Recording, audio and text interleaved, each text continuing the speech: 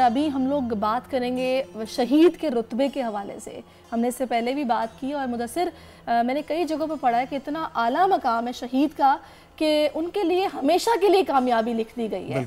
और ये लोग हर वक्त अल्लाह के पास हाजिर होते हैं, रहते हैं, वरना ज़ाहिर है इस दुनिया से जो लोग वैसे चले जाते हैं तभी मौत जब मर जाते हैं तो कहते हैं कि उनकी तो रूहें हाजिर होंगी, लेकिन इनकी पहले से ही हाजिर होती है और इनका जो मकाम है नबूवत के बाद उसको तीसरा दर्जा दिया गया, इतना आला मकाम है। बिल्कुल। और ये शहीदों के ये जो रुतबा है इसमें यकीनी तौर पर हम जब भी बात करते हैं शहीद की अज़मत के हवाले से तो एक पूरा एक माजी का किस्से हैं। हम हज़रत हमज़ा की शहादत से लेकर तो इमाम करबला इमाम अली मकाम की शहादत और उसके वो जो सुन्नत है ना, वो सिलसिला वही चलता जा रहा होता है और आज तक उसी हक के लिए जान देने वालों की कोई कमी नज़र नहीं आ रही। तो आज पाकिस्तान में भी अफवाज पाकिस्तान मुसलसल ऐसे दहशत गर्दों के ख़िलाफ़ कार्रवाइयों में भी जाम शहादत नोश कर रहे हैं हमारे जवान, कि हमें फ़ख्र होता है। और आज हमारे साथ इसी हवाले से जो है वो मौजूद भी हैं हमारे इस्लामिक रिसर्चर हैं सारा फातिमा साहिबा। बहुत शुक्रिया आपके वक्त का, आप तशरीफ़ लाई हैं आज। बहुत शुक्रिया। और रमज़ान मुबारक भी है। आप 2 दिन से हम ख़बरें भी देख रहे हैं कि दहशत गर्दों के हमले अफवाज पाकिस्तान पर जिस तरह से शहादत नसीब हो रही है हमारे जवानों को। शहीदों के रुतबे के हवाले से बात की जाए तो बड़ा आला मकाम, कुरान हदीस आइमा तमाम शहदा के हवाले से तो बड़ी अजमत कहते हैं। क्या चीज़ है इस्लाम में? और इसमें थोड़ा सा ऐड कर लीजिएगा, अगर इस मुकद्दस महीने में कोई शहीद होता तो क्या उसकी मजीद फजीलत बढ़ जाती है?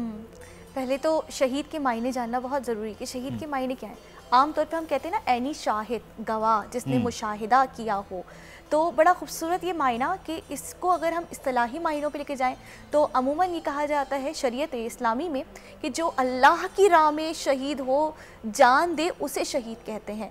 ये आम देखिए शहादत की भी ना 2 इकसाम है, एक हकीकी शहीद और एक हुक्मी शहीद। हकीकी शहीद देखिए मायने से, इससे अल्फाज से ही मालूम हो रहा है, हकीकी शहीद वो होता है जो हादसतन भी मर जाए तो उसे शहीद ही कहते हैं। लेकिन हुक्मी शहीद कौन होता है कि जिसको हुक्म नाफिज किया जाए और फिर वो शहीद हो। इसकी मिसाल मैं इस तरह देती हूँ कि जब रसूलुल्लाह सल्लल्लाहु अलैहि वसल्लम के ऊपर कुफ्फारे मक्का जो है हमला करना चाहते थे तो उस वक्त मौलाए मुत्तकियान अली इब्न अबी तालिब जो है बिस्तर रसूल पे सो गए और सोने के बाद जब वो सुबह उठे कि रसूलुल्लाह सल्लल्लाहु अलैहि वसल्लम ने कहा था कि अली जब सुबह आप मक्के मदीने आइएगा तो तमाम तर जो अमानतें हैं उनको साथ लेके आइएगा। तो उस वक्त अगर मौलाए मुत्तकियान शहीद हो जाते तो वो हुक्मी शहीद होता। इसी तरीके से अगर आप किसी को हुक्म दे के जो है वो भेजे किसी मार्के पे तो वो हुक्मी शहीद कहलाएगा। लेकिन जो हादसती तौर पे शहीद हो जाए या किसी ऐसी नागहानी मौत में शहीद हो वो हकीकी शहीद होता है। और इन दोनों तरह के शहीदों के साथ फुकाहा का जो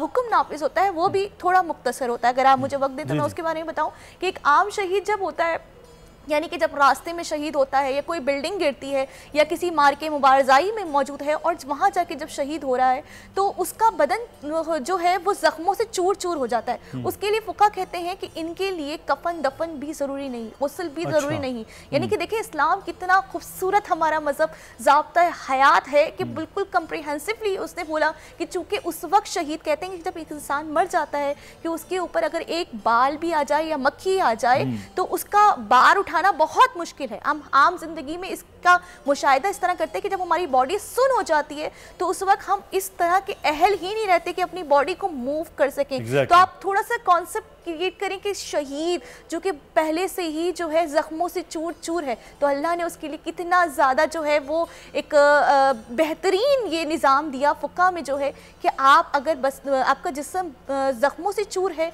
तो आपके लिए गुस्ल और उसके साथ साथ कफन भी वाजिब नहीं, आपकी नमाज जनाजा ऐसी होगी। और इस पे स्पेशलाइज क्या है कि जो उसको मस करे तो गुस्ले मैयत वाजिब हो जाता है। एक आम इंसान जब किसी मैयत को छूता है तो गुस्ले मस मैयत वाजिब हो जाता है। तो ऐसा इंसान जो इस तरह से शहीद हो उसको अगर छुआ जाए तो उसके लिए भी गुस्ले मस मैयत जो है ना वो वाजिब नहीं होता।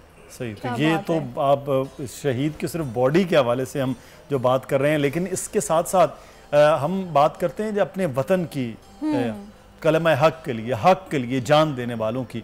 अफवाज पाकिस्तान में जिस तरह से हम मुसलसल दहशत गर्दों के ख़िलाफ़ कार्रवाइयों में जाम शहादत नोश कर रहे हैं, ये जो अफवाज होती हैं अपने वतन के दिफा के लिए, अपने दीन की बका के लिए, इन लोगों का क्या रुतबा इस्लाम में बताता है? हमने तो देखा गज़वात पे भी जा रहे हैं, नबी पाक सल्लल्लाहु अलैहि वसल्लम के दौर में भी फिर उसके बाद खुलफाए राशिदीन के दौर में भी अमीरुल मोमिनीन ने इतने ग़ज़वात खुद लड़े, जंगें लड़ी, तो ये क्या है चीज़ें? जी, मेरे जैसे इन्होंने पहले सवाल के जो है इब्तिदा में अल्फाज जुमलों का इजाफा किया था कि रमज़ान में, ये सवालिया था कि रमज़ान में इस इबादत का या इस जो अमल है इसका सवाब क्या होता है। आम हम अमल करते हैं ना, तो अगर एक आयत पढ़ते हैं तो ख़त्म कुरान का सवाब मिलता है। आपका एक आम अमल, आपका सोना इबादत हो जाता है, आपका जागना तस्बीह की मानंद होता है। जब माह रमज़ान की इब्तिदा होती है, एक ऐसा महीना होता है कि आपकी इबादतों में खुलूस बढ़ता चल जाता है, मल्टीप्लाई होता चल जाता है। अगर मैं इसको बोलूँ तो आपका एक अमल जब इबादत हो जाता है तो फिर आप शहीद होंगे तो कितनी इबादत होगी। जिस शहीद के रुतबे के हवाले से जो है इस्लाम में हमें ये मिलता है कि जब शहीद होता है तो उसको 7 दर्जात मिलते हैं। पहला दर्जा कि उसके खून का पहला टपका यानी कतरा जो होता है वो जन्नत में टपकता है। फिर दूसरा दर्जा कि जब वो सर आंखें खोलेगा तो वो हूरुल ऐन के साथ होगा। और फिर तीसरा दर्जा कि उसको लिबास दे कि जब इंसान दुनिया से दूसरी दुनिया में इंतकाल कर जाता है तो हमारे वारिसीन और लवाइकीन क्या करते हैं, हमारे लिए कफन दफन का इंतज़ाम जब करते हैं तो कफनाते इस तरह से कि जब आप उठें तो बेलिबास ना उठें, लेकिन जब ऐसा इंसान उठेगा तो उसको जन्नत का लिबास मिलेगा। कितनी खूबसूरत। और फिर कहा कि कुरान में सूरह इमरान की आयत नंबर 169 में भी ये चीज़ हमें मिलती है कि परवरदिगार आलम फरमाता है कि ऐसे लोगों को जो शहीद हो जाए उनको मौत के मुतज़ात यानी कि मौत के ज़मरे में ना लो, क्योंकि वो मरती नहीं बल्कि वो शहीद जो है वो जिंदा रहता है और उसको इस परवरदिगार आलम अपनी जानिब से देता है। ना कि जन्नत का लिबास मिलेगा बल्कि जन्नत के अंदर उठा भी जाएगा, हूरुल ऐन के साथ पाया जाएगा और फिर साथ साथ उसकी जो ग़िज़ा होगी वो भी जन्नत से आएगी। और फिर हम ये देखते हैं साथ साथ कि जहाँ इतने फ़ज़ाइल हमें मिलते हैं, आज जितने नातख़्वाह हैं वो इमाम हुसैन के हवाले से रसूलुल्लाह को जानते हैं।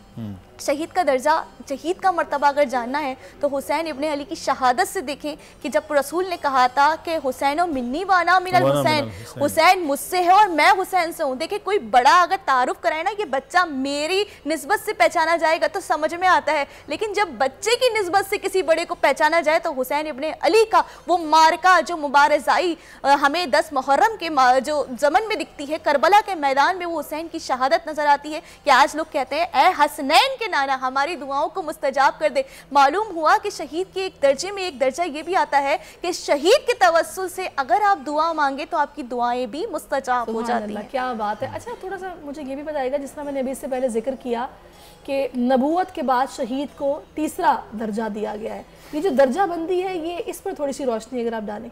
जी, कहा जाता है कि जब जन्नत में सफ़े बांधी जाएंगी तो सबसे पहली जो सफ़ होगी वो अम्बिया और मुरसलीन की होगी। फिर कहा जाता है अम्बिया के बाद मतलब अम्बिया के साथ ही आइमा तौहीरीन की होगी। और हमारे यहाँ जो है मज़हब हक्का में तो ये चीज़ कहा जाती है, ये चीज़ कही जाती है कि जब तक जनाब फ़ातिमा तो ज़हरा राज़ी ना हो कोई जन्नत में दाखिल नहीं हो सकता, क्योंकि देखा जाए तो सबसे बड़ा शहीद खुद उनका बेटा, उनका घराना हमें नज़र आता है। ख़ानदान अबू तालिब में जितनी मिसालें शहादत की नज़र आती हैं वो हमें सब मंजर आम पे दिखती हैं और यही वजह है कि आज इस्लामी तारीख़ में शहदा से तारीख़ पुर हुई है। उसके बाद फिर जो दर्जा आता है वो सादिकीन का आता है, औलिया का आता है और फिर शहदा का आता है। और फिर कहा जाता है कि तमाम तर शहदा क्योंकि राय हक़ में कुर्बान होते हैं इसीलिए इनकी जो सब बंदी होती है वो सादिकीन के साथ क्या बात है, सुभान अल्लाह। और यही दुआ है, जाहिर है कि मुसलमानों में तो आपको पता है ना मुदस्सिर, ये जज्बा होता है शहादत का, जो हमारी फौज है उसमें यही वजह है कि डरते हैं इनसे कि इनमें ये जज्बा है, ये डरेंगे नहीं, ये सामने से लड़ेंगे। तो तमाम जो अहले खाना शहदा के उनको अल्लाह ताला सब्र जमील अता फरमाए। और हमारी तो माएँ ऐसी कि एक के बाद दूसरा बेटा भी कुर्बान करने को तैयार होती हैं। सब्सक्राइब करें और बेल दबाएं ताकि कोई खबर रह न जाए।